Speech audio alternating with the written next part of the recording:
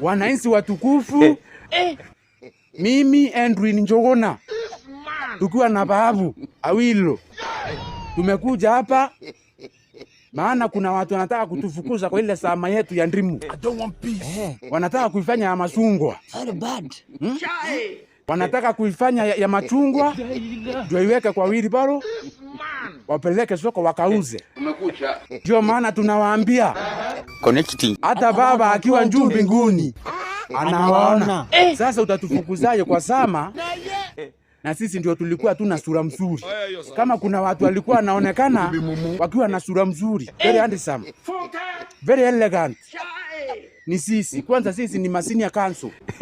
Sisi ni Municipal Council. Sisi ni City Council. Yes. Ngoja sasa nialike mwenzangu Babu Awilo awaambie. Yes. Thank you sir. Sisi kama majensi tunataka sasa kuambia hawa wazee, huyu Onduru wa Mpinga na Wycliffe Oparanya, na Gladys Mpanga, nataka kuambia hivi, sisi kama vijana hatutatishwa. Wananchi vijana siarara. Wananchi siarara.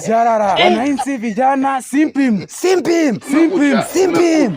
Sasa mimi Edwin Njuguna ndio nasema sisi sama yetu ya Ndimu hatutanyang'anywa. Ndio. Hatutaingia kwa Broadways. Hatutaingia kwa Broadways. Sasa ndio sisi tunasema sama yetu ilikuwa inapeleka watu Canaan. Lakini imepelekwa Karen. Karen.